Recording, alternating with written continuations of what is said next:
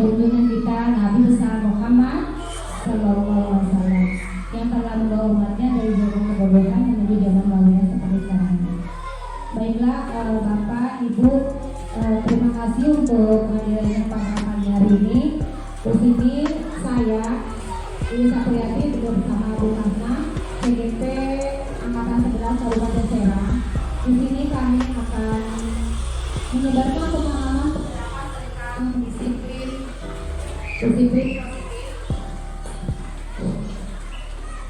kami akan menyebarkan pemahaman tentang disiplin positif. Sebelumnya kami minta untuk Bapak Kepala Sekolah untuk memberikan arahan kepada kami. Waktu dan tempat kami persilakan. Assalamualaikum warahmatullahi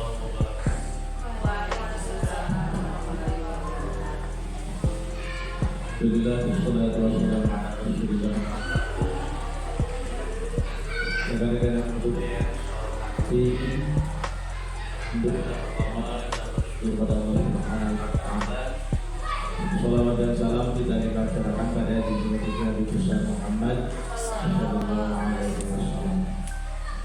Pada pagi hari ini kita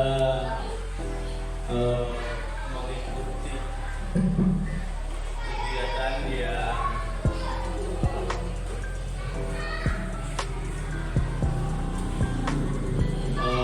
dilaksanakan oleh rekan kita CGP Kawan Guru Penggerak.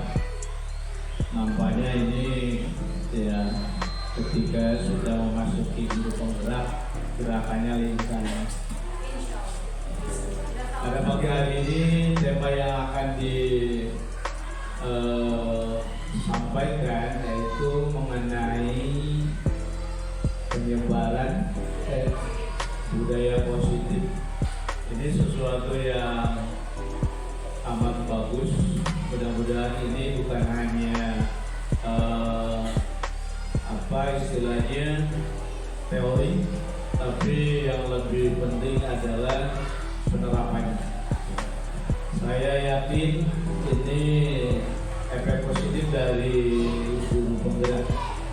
Jadi di samping memang punya wawasan baru, juga insya Allah akan berdampak untuk memberikan budaya yang baru. Saya menyambut baik dan silakan ini dilanjutkan budaya-budaya positif ini untuk kemajuan sekolah kita. Saya kira tidak panjang lebar, nanti silakan disimak dengan baik oleh teman-teman yang lain. Sekali lagi terima kasih. Saya sangat mendukung langkah-langkah yang dilaksanakan oleh guru penggerak ini. Semoga yang lain juga nanti bisa mengikuti apa yang nanti bisa dicontohkan oleh guru penggerak. Terima kasih. Assalamualaikum warahmatullahi wabarakatuh.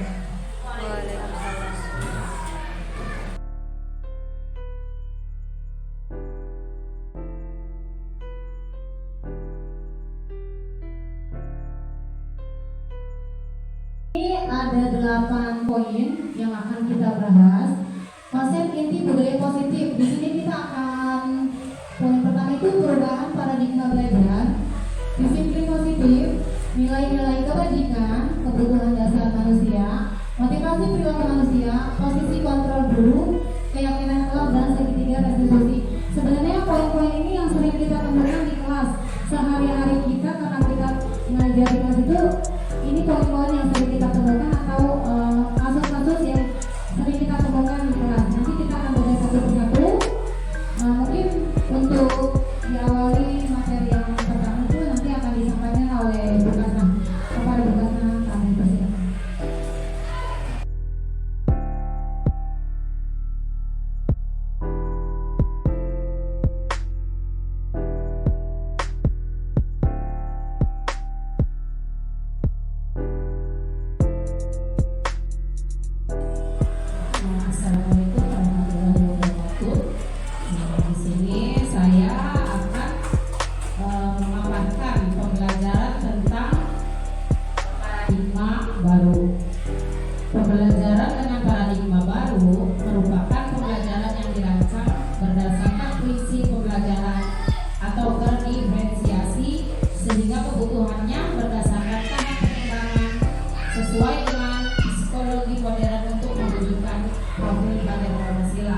yang selalu digaungkan bersama Ki Hajar Dewantara tentang pendidikan profil Pancasila yang menuntut murid berpihak kepada murid.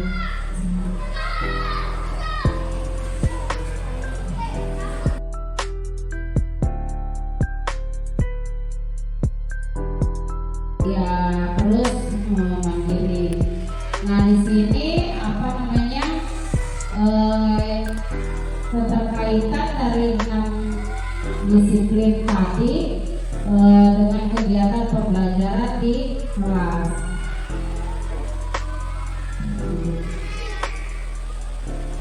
Nah di sini disiplin positif. Disiplin berasal dari kata disiplin yang artinya belajar. Disiplin mengacu pada disiplin diri yang memiliki tanggung jawab terhadap apa yang dilakukan berdasarkan nilai-nilai yang diyakini. Nah, dari disiplin positif ini merupakan salah satu cara penerapan disiplin yang bertujuan untuk kesadaran serta memberdayakan peserta didik tanpa imbalan atau penghargaan, reward, ancaman ataupun hukuman. Karena dari budaya positif ini seringkali kita temukan di kelas maupun di lingkungan sekolah tentang pelanggaran ataupun tingkah laku pola dari siswa kita. Ada yang benar-benar dari jiwa peserta didik tersebut, ada yang karena takut hukuman dari guru.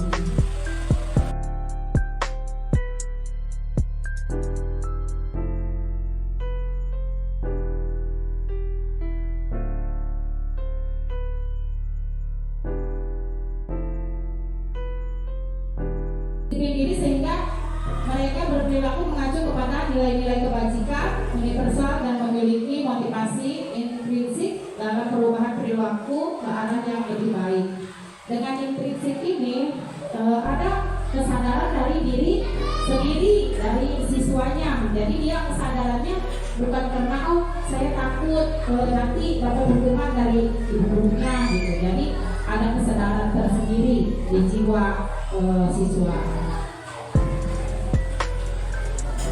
Nah, dari nilai-nilai kebajikan tadi, di sini ada nilai yang disepakati bersama, lepas dari suku, bangsa, agama, bahasa maupun latar belakang. Contoh nilai kebajikan institusi atau organisasi. Nah, dari profil pelajar Pancasila, beriman dan bertakwa kepada Tuhan Yang Maha Esa, berakhlak mulia, berkebinekaan global, gotong royong, mandiri, kreatif, dan bernalar kritis. Di sini siswa dituntut untuk berkebinekaan global, membiasakan bergotong royong dan kreatif dalam bernalar ya. Terus dari program dari saya, nanti rekan saya Bu Iis dari CGP teman saya dalam satu sekolah akan melanjutkan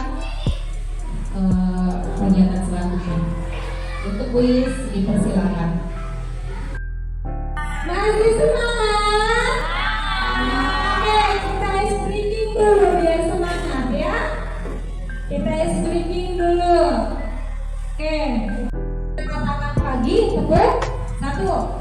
Kalau saya katakan siang tepuk 2.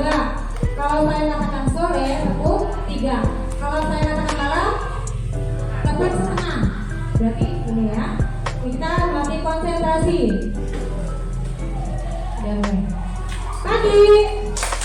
Pagi, siang, sore, malam, siang, pagi, malam.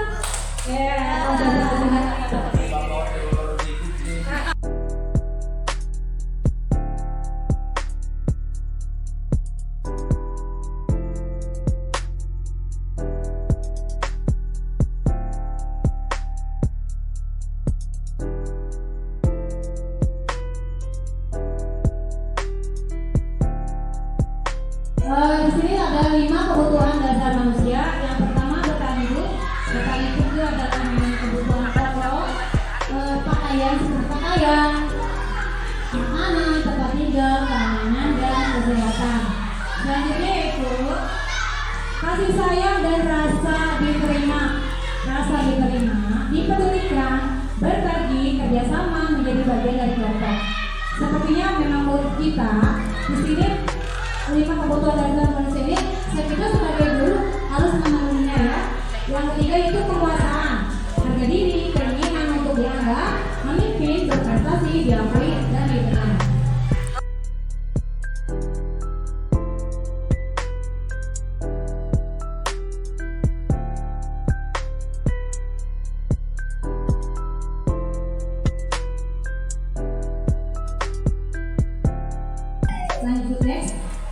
Lanjut itu motivasi perilaku manusia.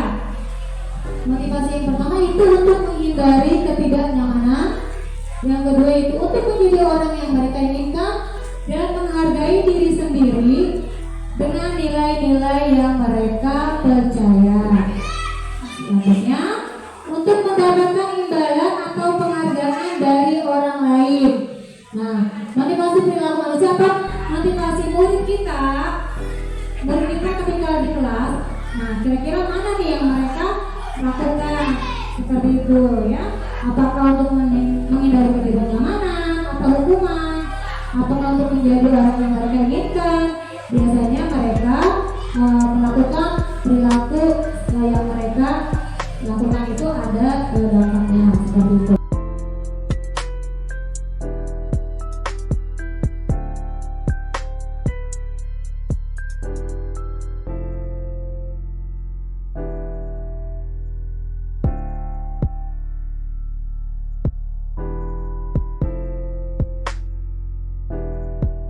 Nah, di sini kalau kita melakukan hukuman itu biasanya tidak terencana atau tiba-tiba. Murid tidak tahu apa-apa atau tidak tahu apa yang akan terjadi atau tidak dilibatkan. Bersifat hanya satu arah dari guru ke siswa, berupa hukuman fisik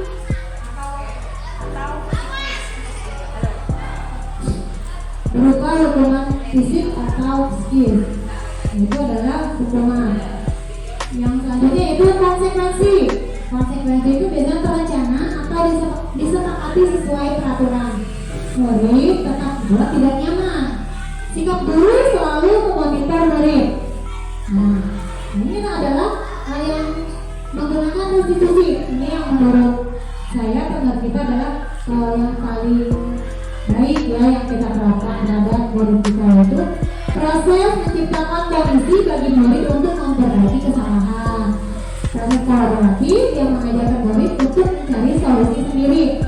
Nah, dari restitusi ini biasanya timbullah dari diri murid itu sendiri.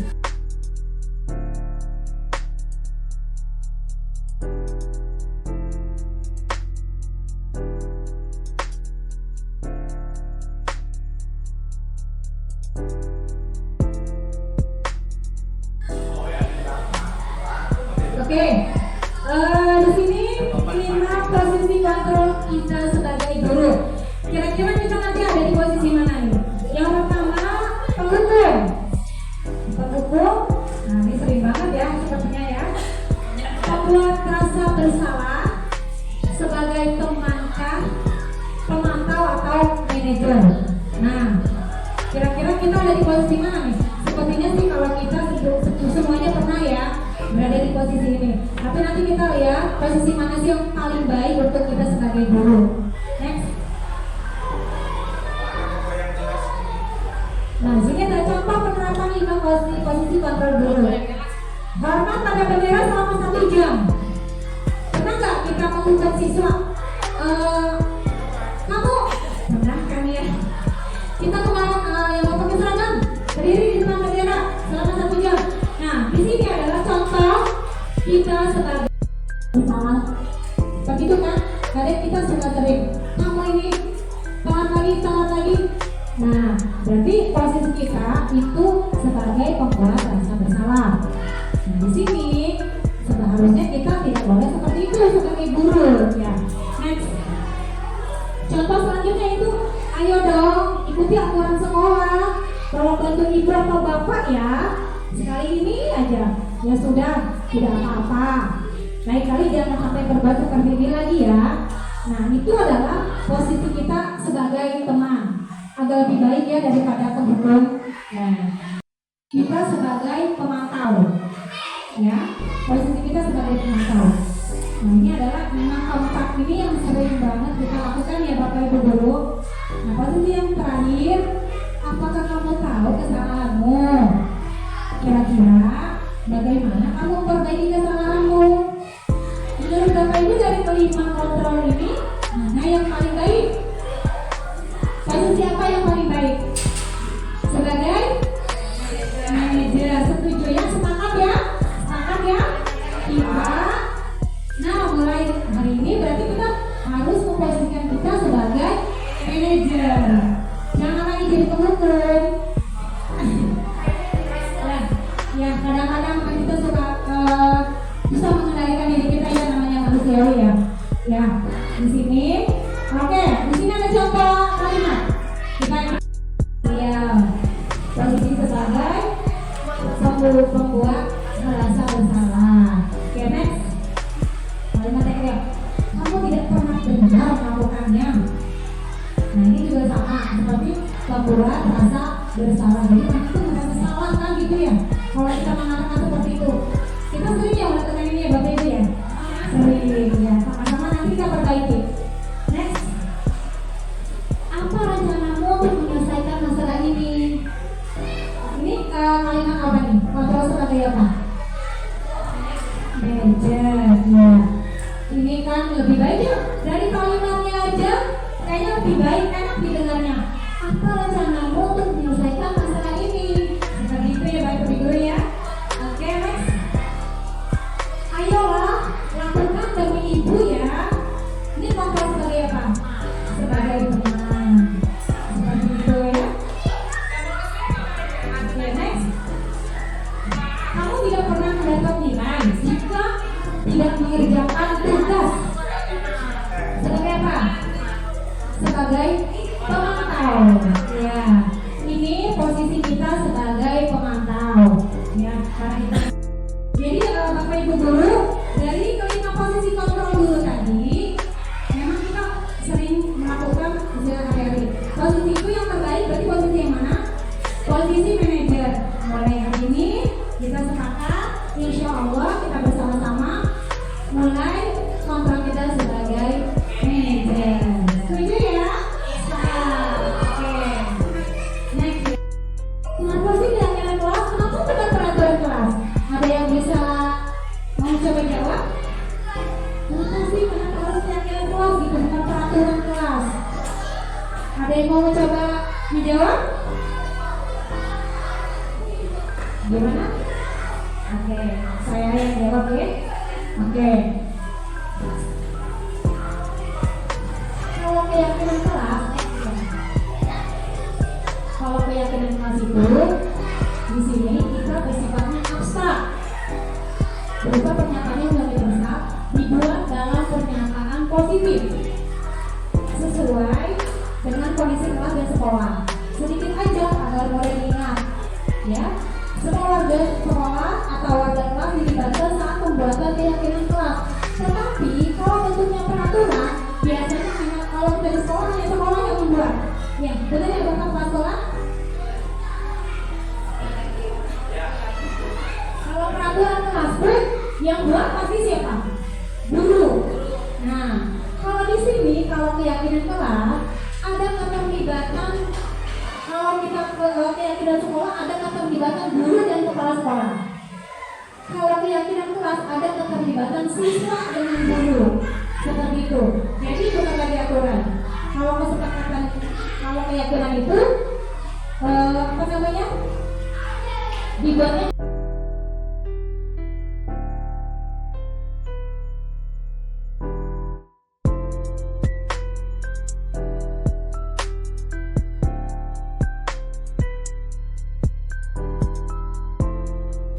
belum? Yang sudah? Sudah? Oke, bukan guru, ibu guru.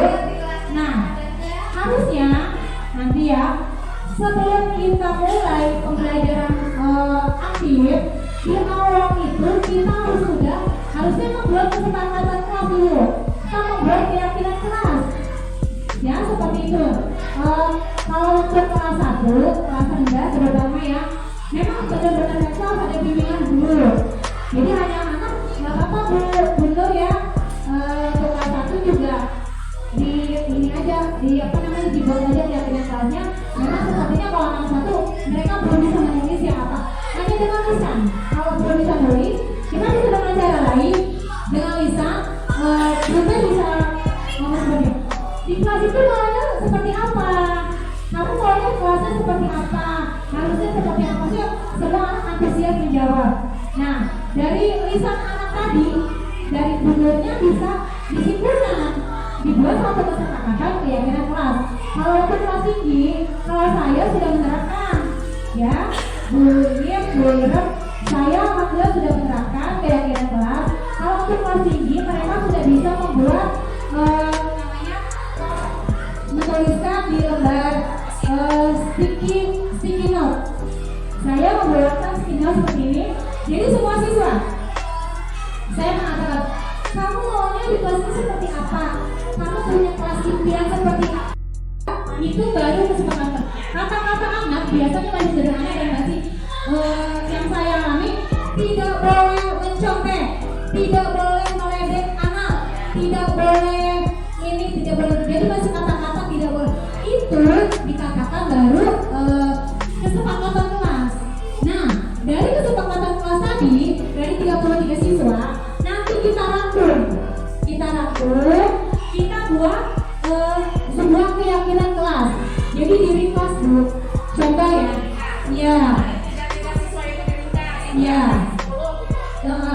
nggak usah terlalu banyak, sedikit saja agar mudah diingat. Kalau saya buatnya 6 poin. Dari anak tuh tidak boleh buang sampah sembarangan, tidak boleh mencoret-coret contohnya. Itu masuknya ke poin mana? Seperti itu. Kalau saya kemarin disiplin positifnya, keyakinan kelasnya ada 6 poin. Seperti itu.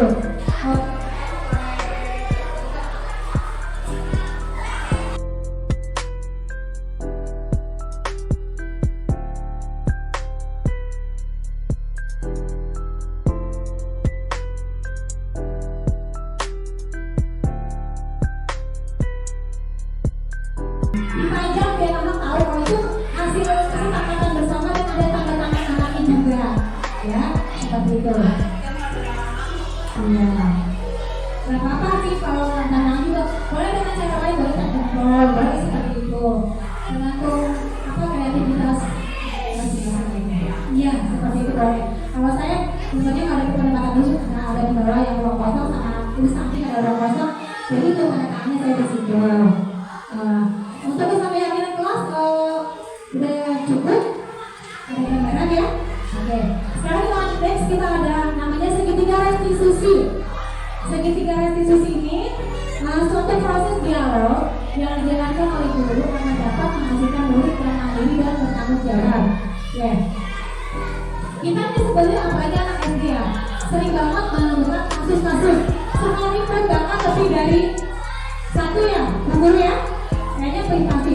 Cuma kita kadang, kalau kita sudah belajar nih, kita mencoba, kita belajar sama-sama cara mengatasi masalah kalau menemukan kasus menggunakan segitiga restitusi. Ini segitiga restitusi. Yang pertama, menstabilkan identitas. Lanjutnya, ternyata menyelesaikan kasus menggunakan segitiga restitusi itu enak bro. Kita ini juga merasa tenang. Coba, saya mau tanya dulu, ketika kita menyelesaikan kasus contoh, kita mau hukum siswa nih, selama ini kalau aja kita hukum, bagaimana perasaan ibu bapak ketika setelah menghukum siswa? Rasanya bagaimana? Menyesal ya, kadang-kadang kita merasa, gitu lah. Nah, di sini kita belajar tentang segitiga restitusi, kita belajar sama-sama, nanti kita praktekkan sama-sama. Next. Pertama gini, kita tetap menemukan kasus ya. Berdasarkan prinsip pembuatan kesalahan adalah bagian dari pelajaran. Jadi kita cara berbicara mengatasi siswa yang punya kasus tadi yang bermasalah. Pertama seperti ini, berbuat salah itu wajar. Tidak ada manusia yang sempurna. Bapak Ibu juga kan, kalau melakukan salah seperti itu, Bapak atau Ibu yang kita juga, itu tidak mau mencari siapa yang salah, tapi kita ingin mencari solusi dari permasalahan ini. Kamu berhak merasa begitu. Kan kitanya juga kayaknya pasti ada kita rendah, dan siswanya juga ke anaknya tidak merasa oh iya saya berasa dihargai gitu oleh guru bahwa saya tidak disalahkan juga gitu. Jadi harusnya dengan permasalahan seperti ini, dengan cara permasalahan kita menyelesaikan permasalahan seperti ini, jadi nanti timbul anak punya kesadaran sendiri gitu bahwa mereka itu salah. Next. Nah, validasi tindakan yang salah. Di sini contoh kalimatnya ya. Nah, kamu pasti punya alasan mengapa melakukan hal itu. Padahal kamu bisa melakukannya lebih dulu dari ini ya. Kamu patut bangga karena telah menimbulkan sesuatu yang penting buatmu. Kamu melakukannya karena mempertahankan sesuatu yang penting bagimu. Seperti itu. Nah, kayaknya ke anaknya juga. Jadi anak itu timbul kesadaran sendiri gitu. Kalau memang kita menyelesaikan kasusnya dengan cara segitiga restitusi. Seperti itu ya. Next. Nah, yang menanyakan dia seperti apa? Nah, pengalaman saya sudah pernah menerapkan segitiga restitusi ini, dan alhamdulillah jawaban ini keluar dan muncul dari siswa itu sendiri yang bermasalah tadi, menyadari bahwa mereka memang benar-benar salah dan mereka bertanggung jawab dengan kesalahan mereka dengan ingin memperbaikinya. Nah, dari situ ternyata enak ya kalau kita menyelesaikan sebuah kasus menggunakan segitiga restitusi, tidak sebagai apa tadi penghukum ya. Kayaknya kalau kita menghukum sisa, memang kadang kita meluapkan emosi kita. Cuma karena setelah itu kita merasa bersalah kan ya, karena merasa bersalah. Nah, dari sini kita mulai belajar sama-sama. Nanti kita praktekkan bagaimana menyelesaikan kasus menggunakan segitiga restitusi. Pelajaran terhadap siswa itu dengan nyaman, tenang, dan berasa mereka bahwa diperhatikan oleh gurunya gitu, seperti itu. Next. Oke, Bapak Ibu, terima kasih untuk hari ini sudah kita belajar bersama. Nanti kalau memang ada pertanyaan-pertanyaan atau masih ada yang kurang jelas, nanti boleh ditanyakan lagi. Kita belajar bersama-sama, kita praktek bersama-sama untuk pendidikan terutama yang ada di Kota Tua lebih baik lagi. Bapak Ibu ya, Bapak Ibu ya. Terima kasih. Di dalam penerapan program disiplin positif, nanti guru memiliki standar kepribadian profesional dan sosial yang baik, di mana guru mampu merefleksi dirinya dalam posisi kontrol saat ini, bagaimana perjalanan dirinya sebagai apa atau manajer yang menuntut murid-muridnya menjadi insan yang mandiri, merdeka dan bertanggung jawab. Terima kasih. Saya ucapkan sekali lagi mohon maaf apabila ada kata-kata yang salah. Assalamualaikum warahmatullahi wabarakatuh.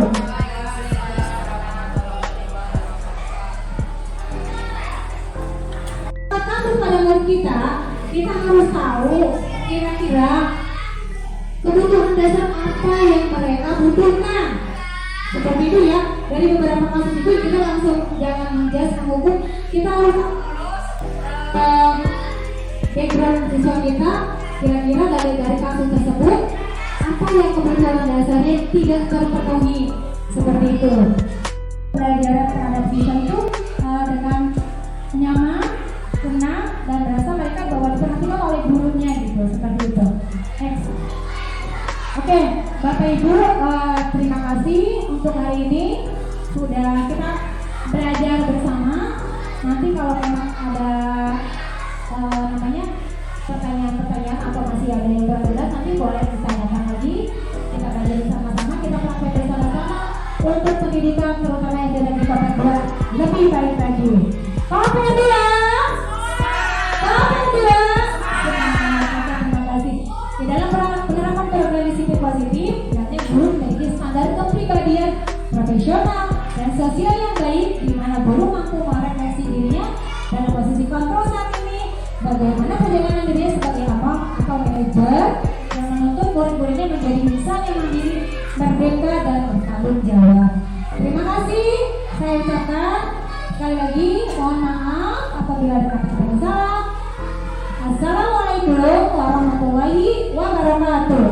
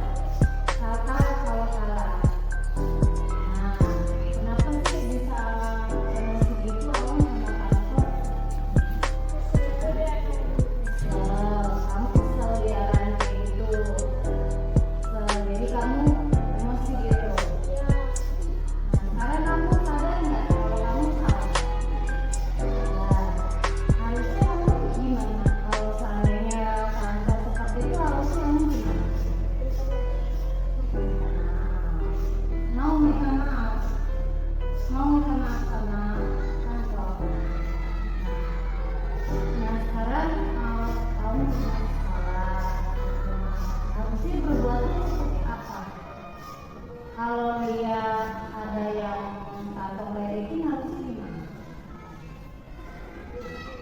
Bilangin